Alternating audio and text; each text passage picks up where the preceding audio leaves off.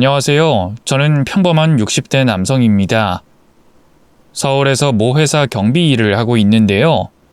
야간 근무할 때마다 잠을 쫓을 겸 해서 여기 올라오는 사연을 즐겨 듣고 있습니다. 다들 어찌나 파란만장한 삶을 살아오셨는지 인생의 크고 작은 역경을 꿋꿋하게 이겨낸 분들이 정말 존경스럽기도 하고요. 한편으로는 새삼 제 처지를 돌아보는 계기도 됐습니다. 돌이켜보면 저도 나름 우여곡절 많은 삶을 살아왔는데요.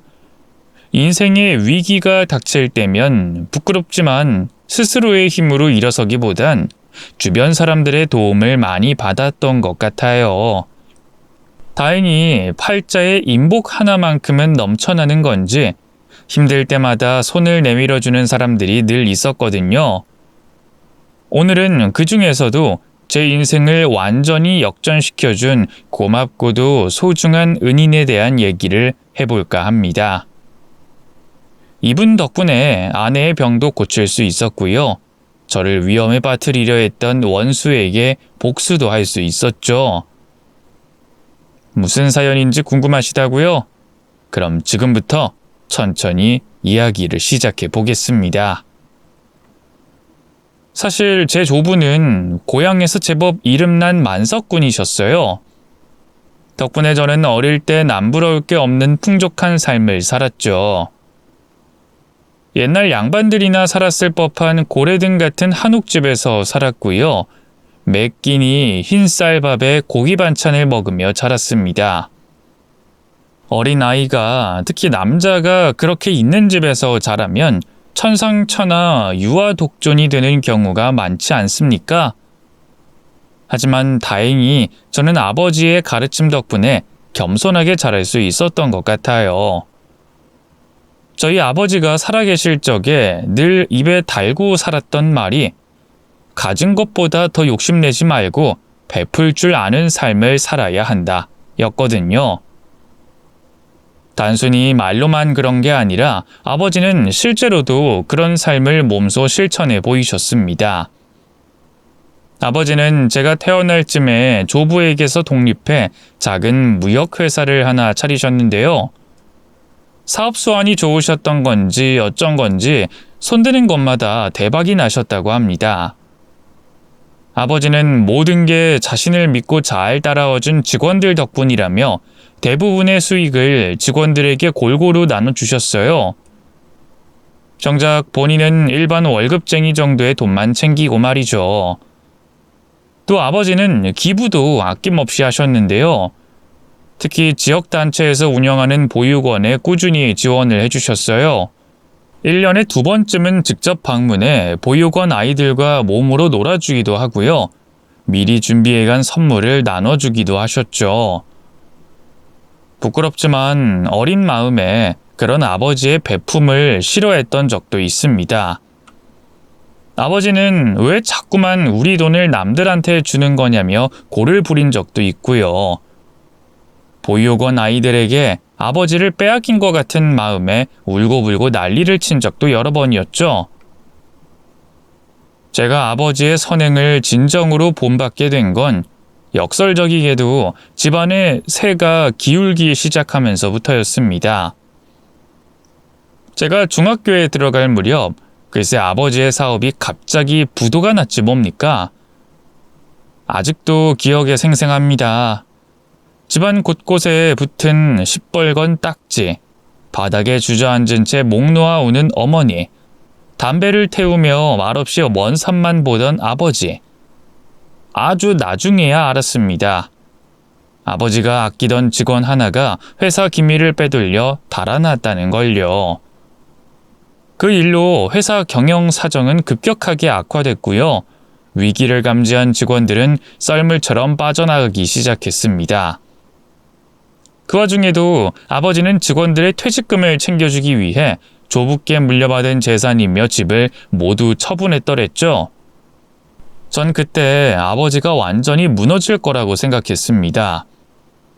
믿고 퍼주기만 했던 직원들에게 뒤통수를 얼얼하게 얻어맞았으니 아버지 삶에 다시는 베품이라는 건 없을 거라 여겼죠.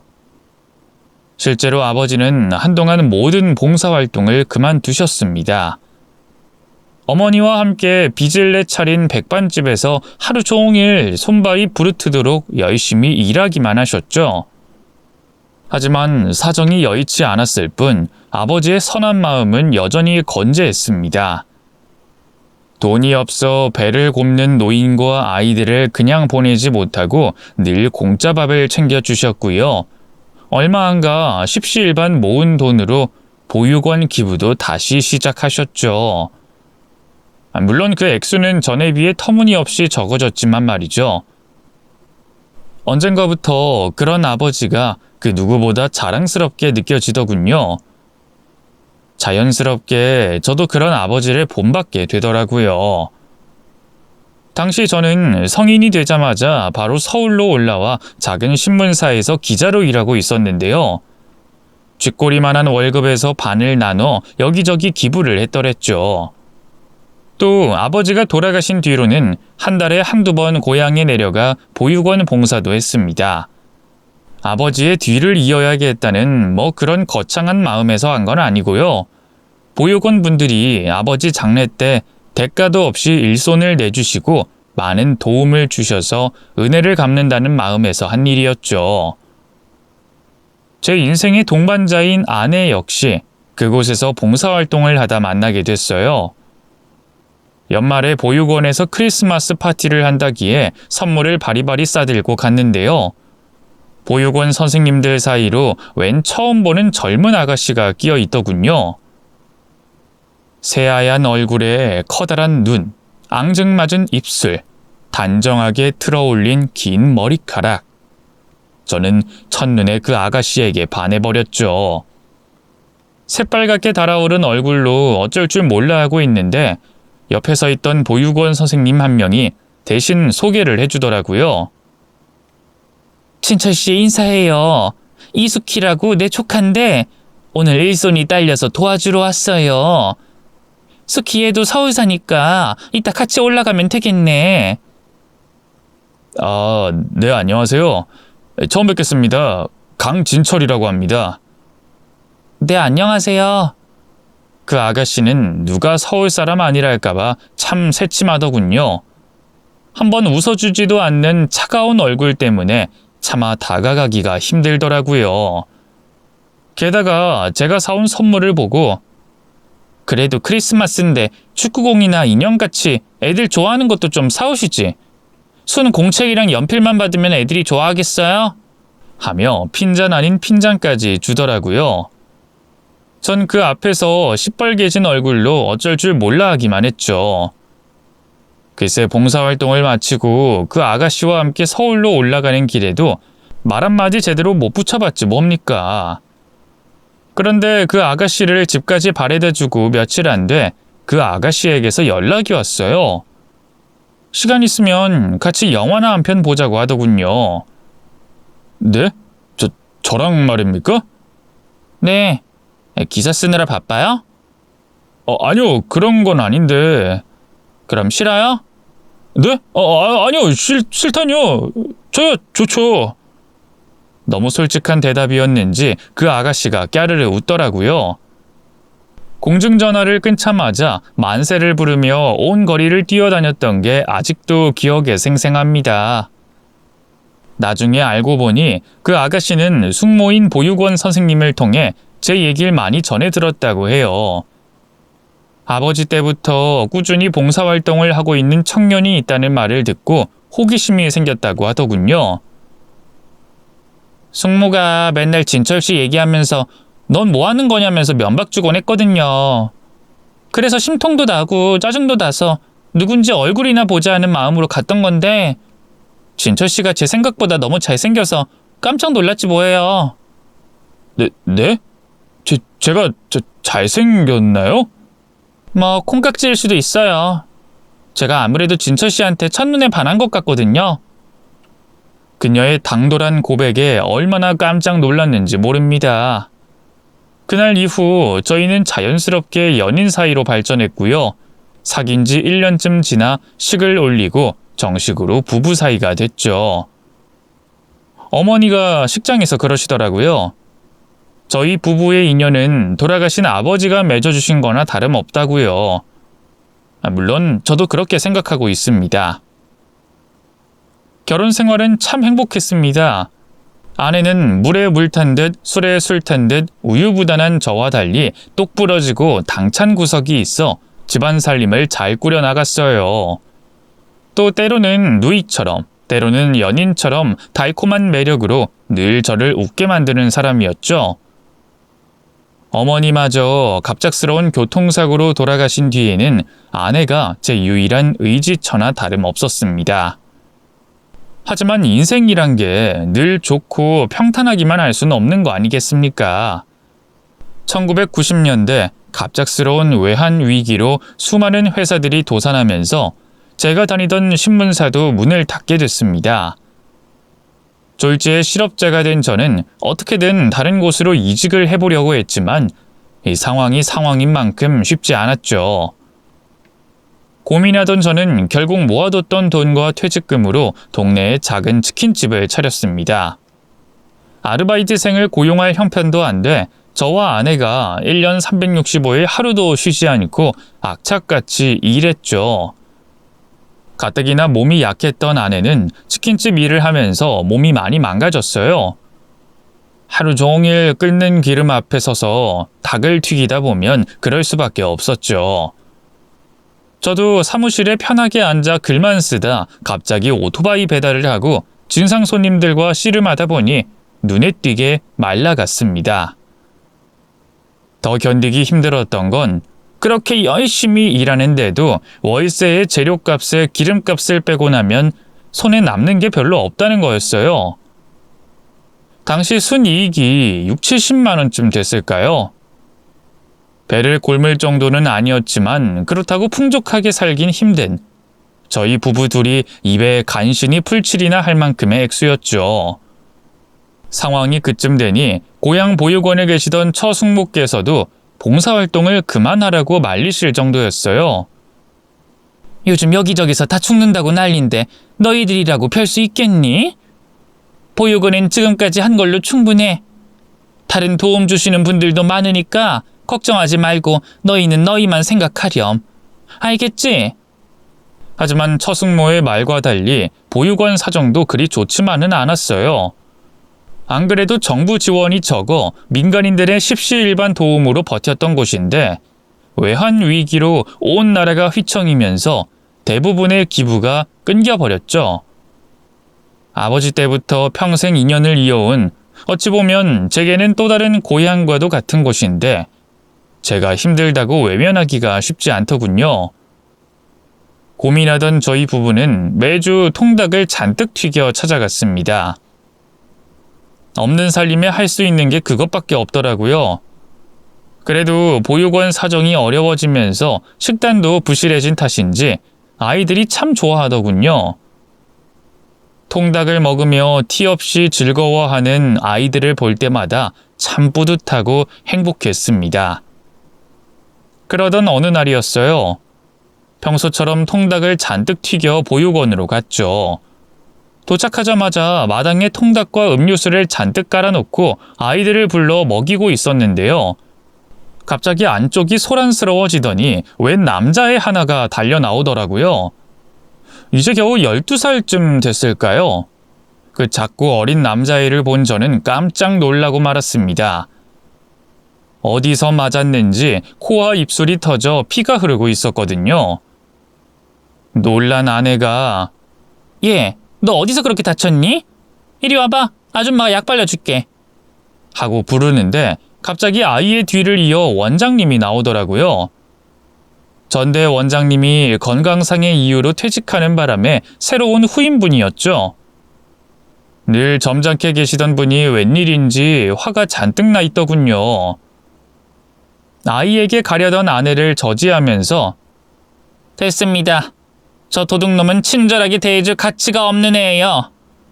영준이 너 이 새끼 당장 이리 안 와? 너 같은 놈은 메가약이야, 메가약!" 하고 마구 성을 내더라고요.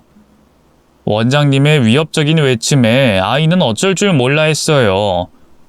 그대로 아예 보육원 밖으로 나가려는 걸 제가 얼른 가서 붙잡았죠. 나요, 이건 안 나? 얼른 놓으라고!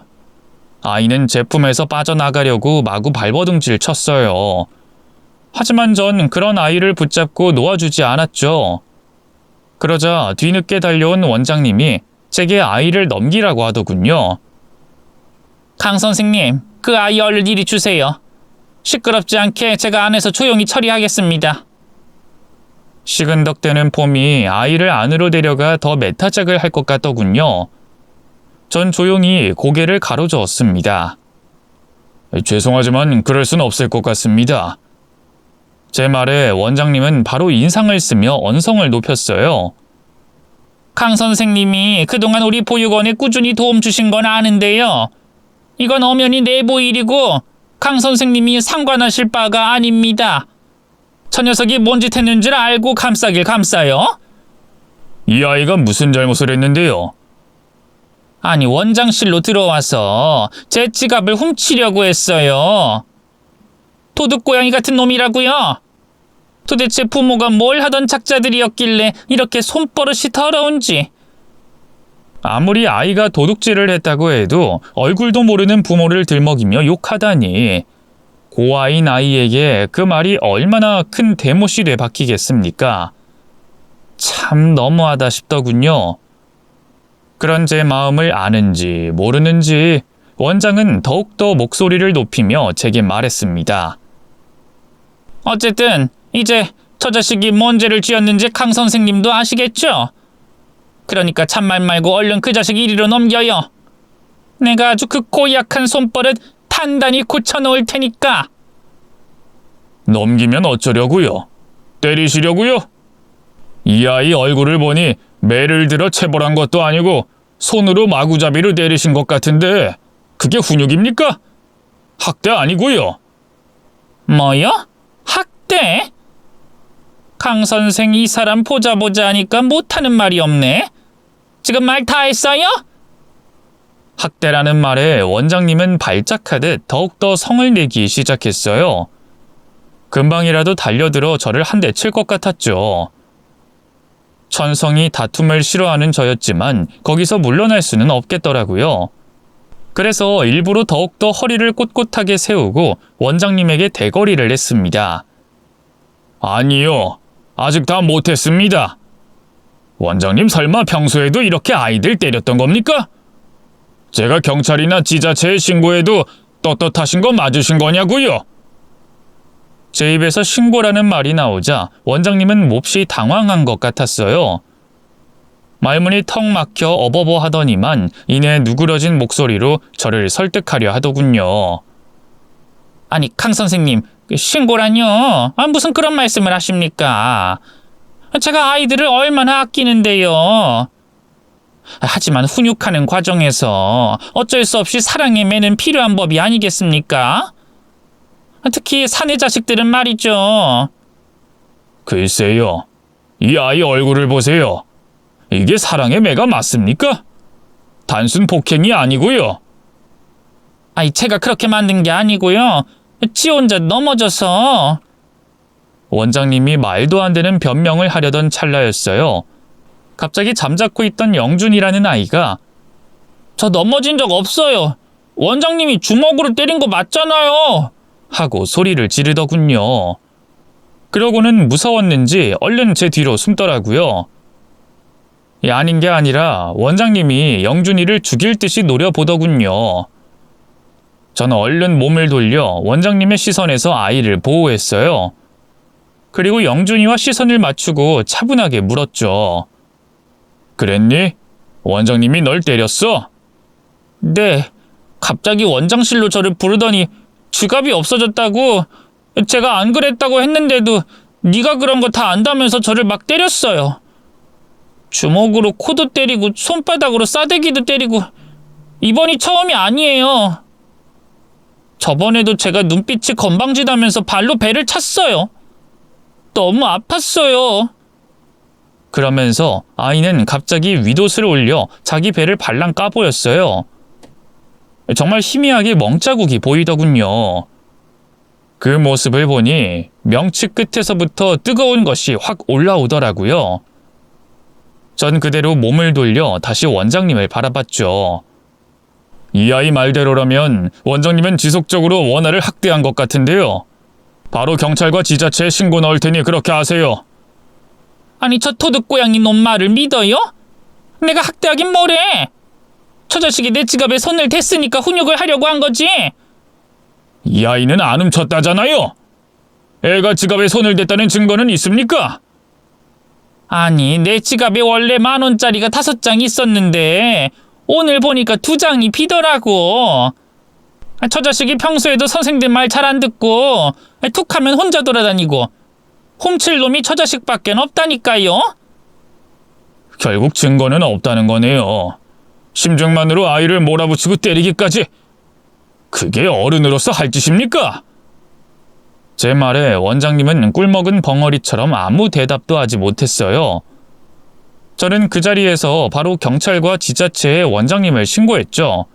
그리고 지난한 수사 결과 원장님의 학대 혐의가 인정됐고요. 결국 그 인간은 부임한 지 반년 만에 원장직을 내려놓고 보육원을 떠나야 했습니다. 처승모는 새로운 원장이 포악한 성질인 줄은 알았지만 아이들까지 때리는 줄은 몰랐다고 제가 큰일을 했다면서 고마워하더군요. 그렇게 사건이 마무리되고 한 달쯤 흘렀을까요? 다시 보육원을 방문한 저는 뜻밖의 선물을 받았습니다. 평소처럼 통닭을 튀겨 마당에 차려놨는데 어디선가 나타난 영준이가 쭈뼛쭈뼛 제게 다가오더군요.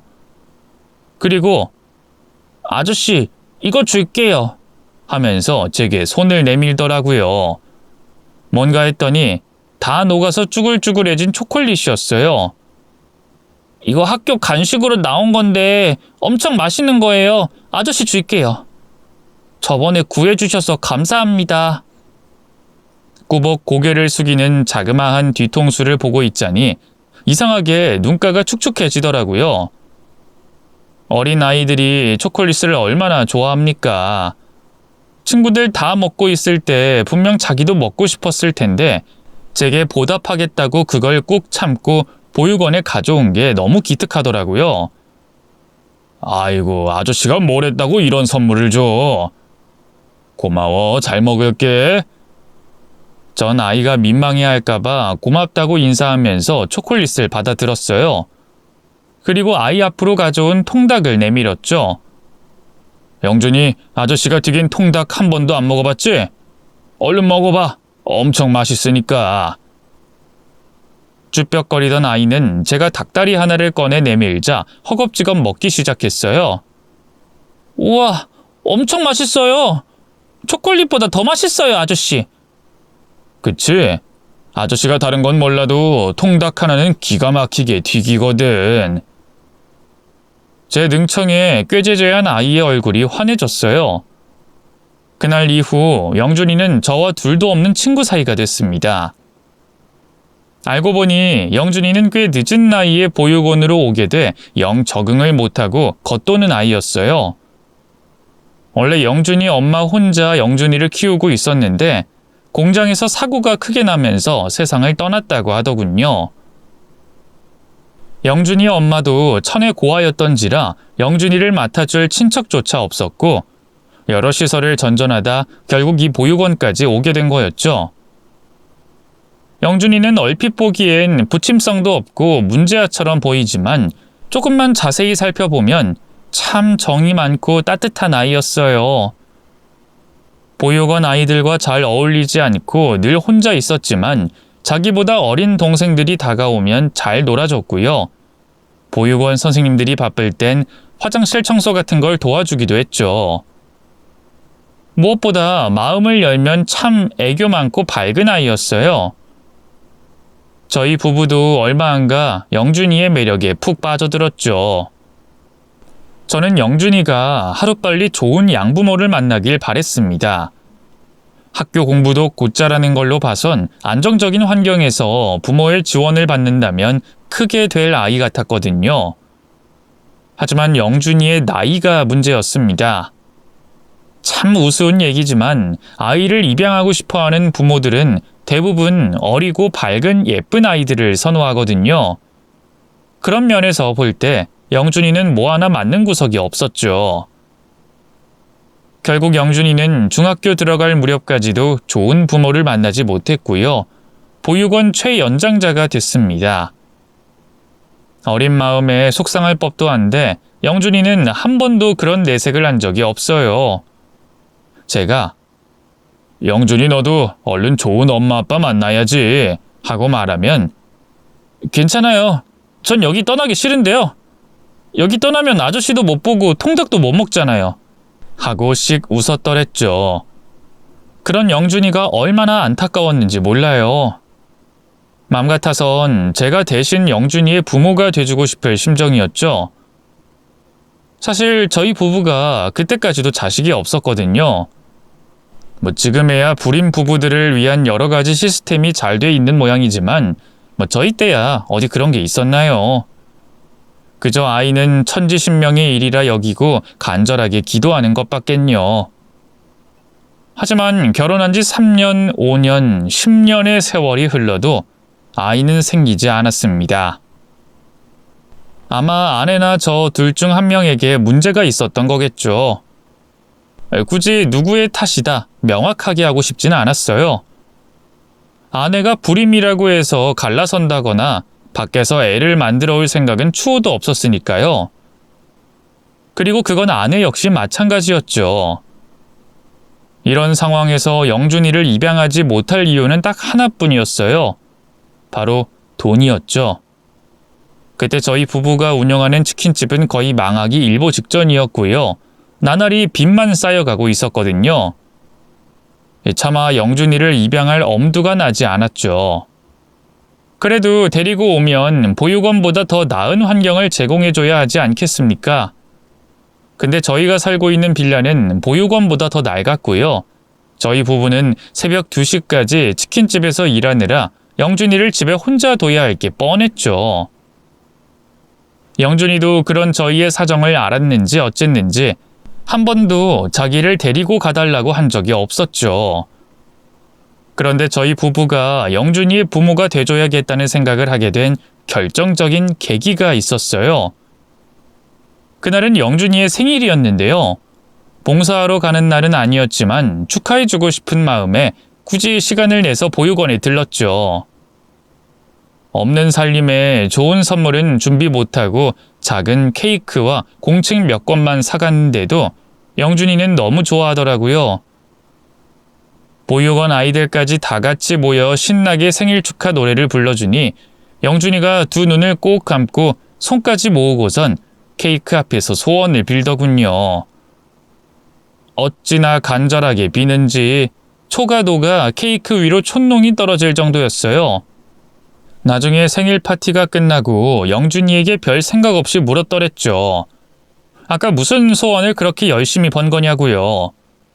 그러자 머뭇거리던 영준이가 자그마한 목소리로 말하더군요. 아저씨 아줌마가 제 엄마 아빠가 됐으면 좋겠다고 빌었어요. 하고요. 정말 얼마나 놀라고 당황했는지 몰라요. 아내도 저도 아무 말도 못하고 서로 멍하니 쳐다만 보고 있었죠. 그러자 눈치를 보던 영준이가 그냥 소원 별거 없어서 빈 거예요. 신경 쓰지 않아도 돼요. 하더군요. 그 말에 아내가 갑자기 무슨 결심을 한 건지 영준이의 손을 꼭 붙잡고 그러더라고요. 그럼 영준이 아줌마 아저씨 아들 할래? 영준이가 소원 빌기 전에 아줌마 아저씨가 먼저 얘기했어야 했는데 너무 늦었지? 미안해. 그 말에 저도 정신이 번쩍 들더군요. 얼른 영준이에게 다가가 꽉 끌어안아주며 입을 열었죠. 이미 아줌마 아저씨는 영준이를 아들처럼 생각하고 있었어. 영준이만 괜찮다고 하면 우리 같이 살자. 엄마 아빠 아들이 돼서. 물론 여기보다 더 좋은 집도 아니고 영준이 맨날 통닭만 먹어야 할 수도 있지만 그래도 아줌마 아저씨가 최선을 다할게. 그 말에 영준이는 엉엉 울면서 제 품에 고개를 파묻었어요. 그리고는 저 통닭 좋아하니까 괜찮아요. 하더군요. 그땐 정말 몰랐어요. 뜻밖의 사고가 저희 세 사람을 갈라놓을 줄은 말이죠. 영준이 입양 준비를 본격적으로 시작하려던 어느 날 갑자기 아내가 일하다 말고 쓰러졌어요. 119를 불러 병원에 가니 위암이라고 하더군요. 이미 다른 장기로 전이까지 돼서 하루빨리 수술이 필요하다고 말이죠. 아내는 제 세상의 전부였는데 하늘이 무너지는 기분이었어요. 부랴부랴 아내를 병원에 입원시키고 나니 그놈의 돈이 발목을 잡더군요. 보험 하나 들어놓은 게 없어 모든 병원비를 생으로 감당해야 했습니다.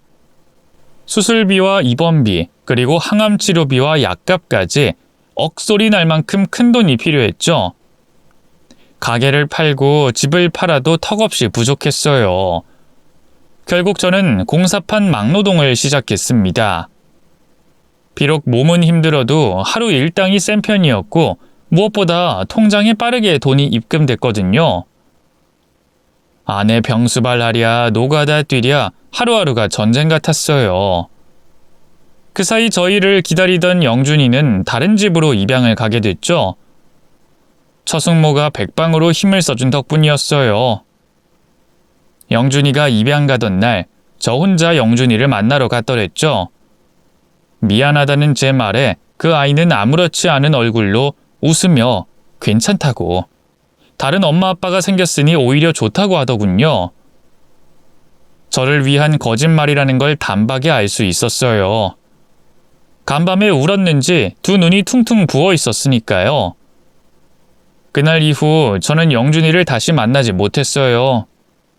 마음만 먹는다면 어디 사는지, 어떤 부모를 만났는지 알 수 있었겠지만 영준이를 위해서라도 서로 안 보고 사는 게 좋을 거라 여겼죠. 그 사이에 아내는 항암 치료를 받고 차츰차츰 상태가 호전됐어요. 병원에서 완치 판정을 받은 날은 세상을 다 가진 기분이었죠. 여보, 미안해요. 나 때문에 집도 팔고 가게도 팔고 그리고 영준이까지. 아이, 됐어. 당신 이렇게 살아준 것만으로도 됐다고. 앞으로 내가 더 잘할 테니까 이제 아프지나 마. 알았지? 아내는 제게 미안해했지만 전 아내가 제 곁에 살아 숨쉰다는 것만으로도 행복했습니다. 나이가 들수록 막노동도 점차 힘에 붙였지만 그래도 감사한 마음으로 일했죠. 하지만 빚은 나날이 늘어만 갔고요. 하루 벌어 하루 먹고 사는 나날의 연속이었습니다. 게다가 설상가상으로 10여 년쯤 지나 아내의 암이 재발했어요. 병원에서 그 소식을 들었을 땐 정말 딱 죽고 싶은 심정이었죠. 암과의 그 지난 싸움을 다시 시작해야 한다는 게 너무 괴로웠고 무엇보다 돈이 걱정됐어요. 이미 빚도 질 만큼 진 상태라 정말 먹고 죽을래도 돈이 없었으니까요. 입원한 아내 앞에선 의연한 척했지만 매일 밤 얼마나 울었는지 몰라요. 고민하던 저는 일단 급한 대로 사채를 썼습니다. 부모님에게 다른 건 몰라도 절대 사채만큼은 쓰면 안 된다고 배웠지만 당장 발등에 붙은 불을 꺼야 하니 어쩔 도리가 없더라고요. 그쯤에 저는 이미 50이 훌쩍 넘어 60을 바라보는 나이였어요. 이미 막노동 시장에서도 배척받고 있었죠. 인력사무소에 나가서 아무리 애원해봐도 번번이 퇴짜를 맞기 일쑤였어요. 사장님, 제발 부탁입니다. 저희 아내가 암으로 병상에 있어요. 어떻게든 돈을 벌어야 해요. 매달리는 제가 안타까웠던 걸까요? 인력소 사장은 제게 막노동 대신 큰 회사 경비 일을 소개해줬어요. 쉬는 날도 없고 야간 근무도 해야 했지만 막노동에 비하면 금쪽 같은 일자리였죠. 원래 저희 삼촌이 하시던 건데 이번에 허리를 다쳐서 그만두셨거든요. 그 회사 사장님이 저하고도 잘 아는 사이라 믿을 만한 분으로 소개해달라고 하셔서 내가 선생님 추천드려 볼게요. 물론 일 못하시면 하루 만에 잘릴 수도 있다는 건 염두에 두세요. 아이고, 감사합니다. 감사합니다, 사장님. 대기업 경비 자리인 만큼 월급도 나쁘지 않았어요. 어떻게든 이 자리를 사수해야겠다는 생각이 들더군요. 그래서 첫 출근하는 날 목욕제게를 싹 하고 약국에서 비타민까지 사 먹고 갔죠. 그런데 이게 웬걸. 경비실에 가서 경비소장을 만난 저는 그대로 굳어버리고 말았습니다. 경비소장이 다름 아닌 제가 아는 사람이었거든요. 바로 저희 아버지 회사를 망하게 했던 그 배신자의 아들이었습니다. 어릴 때부터 가족들끼리 친하게 지내서 종종 함께 놀았었거든요. 물론 그 배신자가 아버지 회사 기밀을 빼돌려 도망친 뒤로는 연락이 뚝 끊겨버렸지만 말이죠.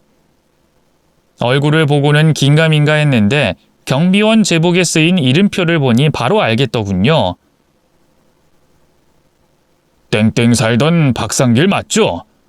아버지 함자는 박춘봉 되시고. 저 기억 안 납니까? 글쎄요. 잘 모르겠는데요.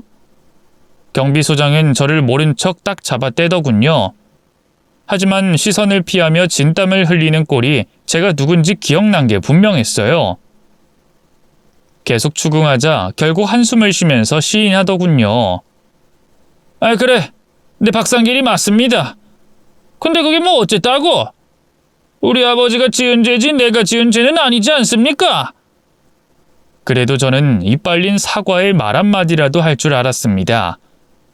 하지만 사람의 탈을 쓰고 어쩜 그렇게 뻔뻔할 수 있는지.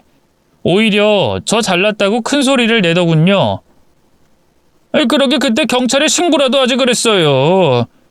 우리 아버지 돌아가신 지가 언젠데 공소시효가 지나도 옛 저녁에 지났죠. 지금 그게 할 말입니까? 그쪽 아버지가 그렇게 뒤통수 때리고 간 뒤로 아버지 회사 풍비박산 나고 얼마나 힘들었는 줄 알아요? 나는 그때 아버지가 기밀 훔쳐 판 돈으로 호강했는 줄 아셔? 그 인간 혼자 술 먹고 도박하고 다 날려버렸지. 적어도 사과는 해야 하는 거 아닙니까? 사과는 무슨 사과? 내가 지은 죄도 아닌데? 우리 아버지 무덤에 나가서 따지셔. 그렇게 뻔뻔하게 나오니 더 뭐라고 할 수가 없더군요. 또 소란을 떨다가 어렵게 얻은 경비 자리를 잘리면 곤란하기도 했고요. 결국 저는 눈물을 삼키며 그 인간이 나눠준 제복으로 갈아입었고요. 소장이랍시고 이거 해라 저거 해라 시키는 그 인간의 말을 따를 수밖에 없었습니다. 그땐 몰랐어요. 그 아버지의 그 아들이라고 그 경비소장이 저를 해할 흉계를 꾸미고 있을 줄은 말이죠. 한창 일을 배우다 점심시간이 됐을 때였어요. 보통 회사 지하에 있는 구내식당에서 점심을 먹는데 경비실이 비면 안 되기 때문에 교대로 먹고 온다고 하더군요. 그 인간이 의외로 저 먼저 먹고 오라고 하더라고요.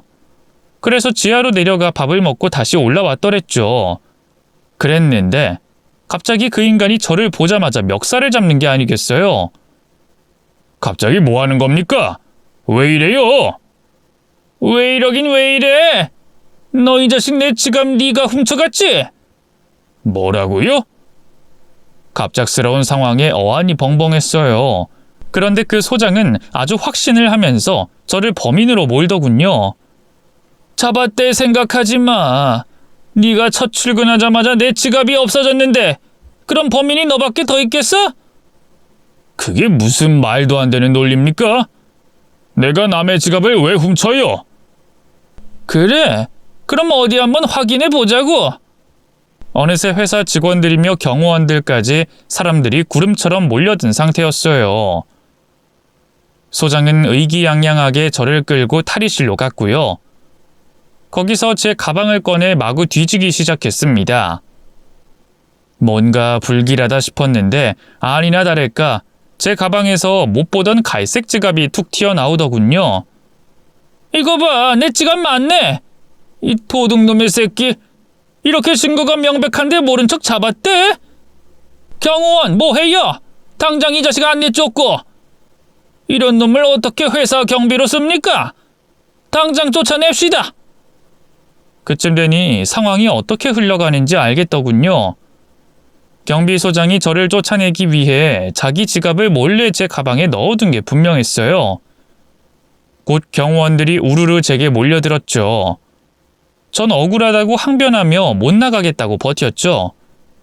그러자 경비소장이 다가와 저를 마구잡이로 때리기 시작하더군요. 이 도둑놈의 자식이 입만 살아선 너 같은 놈은 맞아야 정신 차리지? 어? 이 회사가 얼마나 잘 나가는 회사인데 너 같은 도둑놈을 경비로 쓰겠냐? 당장 꺼져! 경호원들에게 두 팔이 붙잡힌 저는 별다른 반항 한번 해보지 못하고 계속 맞기만 했어요. 정신을 차렸을 땐 이미 경호원들에게 회사 밖으로 끌려 나온 상태였죠. 아이, 전 억울해요. 억울하다고요. 아무리 외쳐도 제 말을 들어주는 사람은 아무도 없었어요. 경호원들은 그대로 저를 길거리에 내동댕이 쳤습니다. 저를 보며 수군대는 회사 사람들과 속 시원한 표정으로 웃고 있는 경비소장을 보는데 얼마나 억장이 무너지던지. 예정을 생각해서 경찰에 신고는 안 할게. 그러니까 감사한 마음으로 당장 꺼지라고. 알겠어? 재수가 없으려니까 어디서 이딴 게 낙하산 타고 내려와선. 경비소장이 막말을 쏟아내고 그대로 안으로 들어가려던 때였어요. 갑자기 제 앞으로 누군가 허둥지둥 달려오더니 말을 걸더군요. 혹시 저 모르시겠습니까? 땡땡 보육원에. 양복을 멋들어지게 차려입은 웬 남자가 제가 봉사하던 보육원 이름을 대더군요. 누구? 저 영준이에요, 아저씨. 강진철 아저씨 맞죠? 맨날 통닭 튀겨오던 그분. 아저씨 저 모르시겠어요? 남자의 얼굴을 자세히 뜯어보니 정말 어릴 때 그 영준이가 맞더군요. 생각지도 못한 재회에 저는 입을 떡 벌리고 말았어요. 거진 30년에 가까운 세월 동안 영준이는 어느덧 장성한 어른이 돼 있더군요. 너 영준이? 네가 여긴 어떻게? 이게 대체 얼마 만이냐? 그동안 잘 지냈어? 전 잘 지냈어요, 아저씨. 아니, 이젠 선생님이라고 불러야겠네요. 근데 선생님은 여기 왜 이러고 계세요? 저는 구세주를 만난 심정으로 영준이에게 자초지종을 설명했어요. 그러자 영준이의 얼굴이 울그락불그락해지더니 대뜸 제 앞에 털썩 무릎을 꿇더군요. 다 제 잘못입니다, 선생님. 직원 관리도 제대로 못해서 선생님을 욕보이게 만들었네요. 그게 무슨 말이냐? 그게 왜 네 잘못이야? 제가 여기 사장이니까요. 선생님을 도둑으로 몰았다는 그 관리소장도 제가 위탁업체 통해서 뽑았던 사람이고요. 생각지도 못한 영준이의 말에 저는 깜짝 놀랐어요. 이 회사 사람이라는 건 짐작했지만 설마 사장이었을 줄이야. 이 아닌 게 아니라 영준이 어깨 너머로 이 상황을 지켜보던 경비소장의 얼굴이 하얗게 질려 있더군요. 영준이는 제게 머리를 숙이고 몇 번이고 사죄한 다음 자리에서 벌떡 일어났어요. 그리고 뒤에 있던 비서로 보이는 직원에게 경비소장을 데려오라고 하더군요. 직원들 틈에 숨어있던 경비소장이 그제야 쭈뼛쭈뼛 앞으로 모습을 드러냈습니다. 사장님, 뭔가 오해가 있었던 것 같은데. 무슨 오해 말씀이십니까? 분명 제 지갑이 없어진 건 맞거든요. 근데 때마침 강진철 씨가 첫 출근했으니 혹시나 싶어서 가방 수색을 했던 거고, 실제로 지갑도 나왔고 말이죠. 뭐가 됐든 서로 오해가 있었던 것 같으니 이쯤에서 그냥 없던 일로 하는 게 어떨까요? 좋은 게 좋은 거라고 하지 않습니까? 관리소장은 실실 웃으며 유야무야 넘어가려고 했어요. 하지만 영준이는 기가 막히다는 듯 냉소를 짓더군요. 지갑에 발이 달린 것도 아니고 소장님 지갑이 왜 선생님 가방에서 나옵니까? 누가 넣었으니까 거기 들어가 있던 거겠죠. 이대로는 소장님도 억울하시잖아요. CCTV로 확인해 봅시다. 탈의실엔 CCTV가 없지만 입구 쪽엔 설치가 돼 있으니 확인해 보면 누구 짓인지 바로 알 수 있겠죠. 영준이의 말에 관리소장의 얼굴이 바로 사색이 되더군요. 그대로 철푸덕 엎어지더니만 무릎을 꿇고 빌기 시작하더라고요. 잘못했습니다, 사장님. 제가 과거 앙금 때문에 억하심정으로 그만 죽을 죄를 지었으니 제발 한 번만 용서해 주십시오. 죄 없는 사람을 도둑으로 몰아놓고 용서해달라고요? 긴 말할 것 없고 당장 짐 싸서 나가세요. 월급은 오늘치까지 바로 입금해드리겠습니다. 사장님, 제발. 집에 아픈 어머니하고 아내가 있습니다. 아이들도 아직 철이 없어 지 앞가림도 못하고 있고요. 저 여기 잘리면 진짜 큰일 납니다. 그렇게 자기 일자리 소중한 걸 아는 분이 남의 일자리 귀한 줄은 모르고 누명을 씌워서 쫓아내려고 합니까? 관리소장의 애원에도 영준이는 흔들리지 않았어요. 안 되겠다 싶었는지 관리소장은 그때부터 제 바짓가랑이를 붙잡고 매달리기 시작했습니다. 제가 잘못했습니다. 아버지가 저질렀던 짓도 제가 대신 사과드릴게요. 아까는 너무 경황이 없어서 그만 과오를 피하고 싶은 마음만 들어 나쁜 간계를 꾸몄습니다. 용서해 주십시오. 전 그런 관리소장을 일으킨 뒤 말했어요. 지난날의 잘못은 용서하겠습니다. 저희 아버지 때에서 벌어진 일이니 제가 용서하겠다 말겠다 하는 것도 우스운 일이니까요. 그리고 저를 도둑으로 몰아 쫓아내려고 했던 것도 제가 용서하고 말고 할 문제가 아닌 것 같습니다. 이 회사의 일인 만큼 사장님에게 맡기는 게 맞는 것 같아요. 제 말에 관리소장의 얼굴은 사색이 됐어요. 선생님, 제발 그렇게 말씀하지 마시고. 다시 제 앞에 납작 엎드리려고 하는 걸 말리느라 진땀을 빼고 있자니 영준이가 경호원들에게 눈짓을 하더군요. 곧 경호원들이 그런 관리소장을 억지로 쫓아냈습니다. 처지가 완전히 반대가 된 거였죠. 애원하던 관리소장도 이내 체념한 듯 순순히 짐을 싸 떠나더군요. 상황이 정리되고 난 뒤 저는 영준이와 사장실에서 따로 독대를 했어요. 그리고 그동안 어떻게 지냈는지 밀린 이야기들을 나눴죠. 영준이는 입양 간 뒤로 잘 지낸 것 같더라고요. 얼마 전 부친께서 돌아가시면서 젊은 나이에 이 회사를 물려받게 됐다고 하더군요. 내심 영준이가 있으니 앞으로 이 회사에서 계속 경비로 일할 수 있겠다 싶었죠. 지금 생각해보면 영준이의 배포를 너무 간과했던 게 아닐까 싶습니다. 이튿날 다시 회사로 출근한 저는 깜짝 놀라고 말았어요. 글쎄 경비소장의 후임으로 제가 임명이 됐지 뭡니까? 영준이가 직접 경비 위탁업체에 얘기를 하는 모양이더라고요. 입사한 지 이틀 만에 바로 감투를 쓰게 돼 어찌나 얼떨떨하던지요. 영준이를 찾아가 거듭 사양했지만 영준이는 꿈쩍도 하지 않더군요. 저희 회사를 믿고 경비 맡길 수 있는 분 제가 볼 땐 선생님밖에 없어요. 그래서 업체에도 선생님을 소장으로 올려달라고 말씀드린 거고요. 그래도 기존에 일하던 직원들도 있는데 내가 갑자기 소장이 되면 다들 뭐라고 생각하겠나. 제가 사장이잖아요. 제가 직접 지시한 건데 뭐라고 할 사람 아무도 없습니다.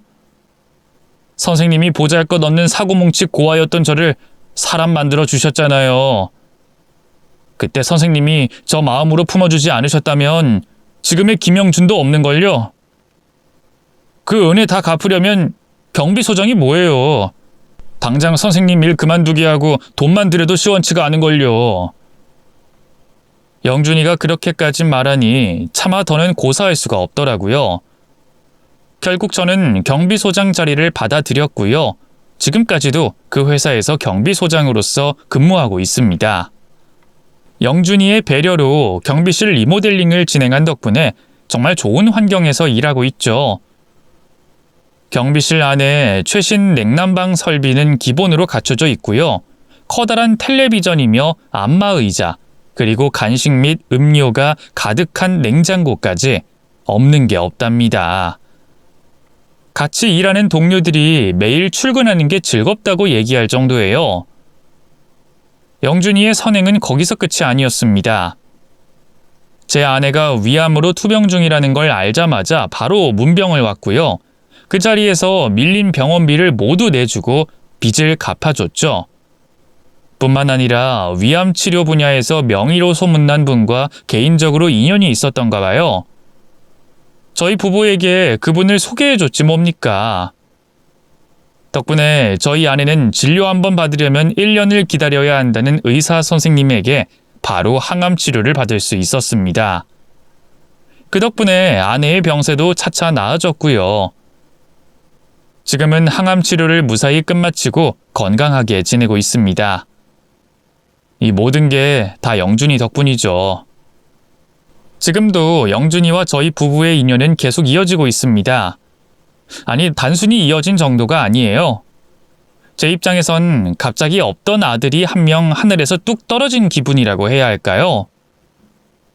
영준이는 매주 저희 부부에게 전화해 어디 아픈 건 아닌지, 뭐 불편한 건 없는지 물어보고요. 뭐 있다 하면 한 걸음에 달려와 해결해주고 있습니다. 자기가 바빠서 못 오면 직원이라도 보내서 도움을 주려고 하죠. 그러지 말라고 해도 도통 말을 듣질 않아요. 자기가 어릴 때 입은 은혜를 아직 반의 반도 못 갚았다면서 말이죠.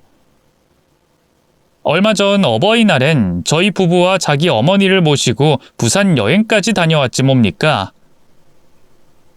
그때 처음으로 영준이 어머니를 뵀는데요. 그 아이를 입양해 올바르게 키우신 분답게 참으로 어질고 좋은 분이더군요. 얼굴을 맞대자마자 그분의 손을 꼭 잡고 들어서 아시겠지만 아드님 덕분에 정말 큰 은혜를 입었습니다. 전부터 꼭 한번 인사드리고 싶었는데 이렇게 뵙게 되네요. 아드님 잘 키워주셔서 감사합니다. 맘 같아선 큰 절이라도 올리고 싶은 심정입니다. 하고 말씀드렸죠. 그랬더니 영준이 어머님도 저를 따라 고개를 꾸벅 숙이며 어쩔 줄 몰라 하더군요. 아이고, 아닙니다. 제가 영준이 만나기 전에 먼저 알아보고 그 어린 게 마음 다치지 않게 살뜰하게 보살펴준 은인이시잖아요. 오히려 저야말로 감사드리고 싶은걸요. 앞으로도 우리 영준이 아들처럼 편하게 여기며 필요한 게 있다면 뭐든 말씀해 주세요. 앞으로도 이렇게 다 같이 종종 뵙기도 하고요. 영준이 어머님이 그렇게 말씀해 주시니 어찌나 고맙던지. 덕분에 조금의 불편함도 없이 훈훈하고 즐거운 여행을 할 수 있었습니다. 지금은 제 아내와 영준이 어머님이 아주 절친한 친구가 돼서요. 둘이 여기저기 놀러도 다니고 장도 보고 하더라고요. 아내가 늙음하게 마음 맞는 친구가 생겼다면서 얼마나 좋아하는지 몰라요. 영준이 어머님도 그렇고 영준이도 그렇고 저희 부부에겐 이젠 가족이나 다름없답니다. 요즘은 정말 저물어가는 노년의 삶도 살만하다는 생각을 자주 합니다. 하나뿐인 아내도 건강하게 제 옆에 있고 저도 아직 사회에서 일할 수 있을 만큼 멀쩡하니 더 바랄 게 없는 것 같죠. 긴 얘기 들어주셔서 감사합니다. 다들 건강하시고요. 여러분의 가정도 늘 평안하시길 바랍니다.